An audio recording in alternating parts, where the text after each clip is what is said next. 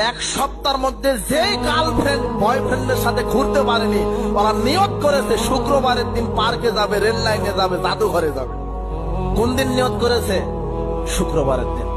মানে শুক্রবার বাঙালি মুসলিম কিভাবে উদযাপন করছে দেখেন। এখন আপনি পার্কে যান, রেল লাইনে যান, জাদুঘরে যান, কপত কপতি জোড়া লেগে লেগে বসে আছে, ওরা শুক্রবারের দিন পালন করছে। এই যুবক শোনো, তুমি যে গার্লফ্রেন্ডকে নিয়ে ঘুরছো, ও গার্লফ্রেন্ড নয়, ওকে ইসলাম বলেছে হলো পতিতা। বলো তো কি?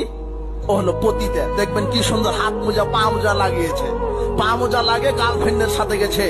আমার দাদি নানি বুড়া ওই আমলে মানুষ পর্দা করত শরীরকে আবরণে ঢাকার জন্য, আর এখন বাঙালি এই যুবক যুবতী পর্দা করে শরীরকে ওপেন করার জন্য। মানে আপনার মেয়েটা বোরখা পড়েছে কেন জানেন? যাতে করে ওর ভাইটা ওকে চিনতে না পারে, ওর চাচা ওর খালু চিনতে না পারে।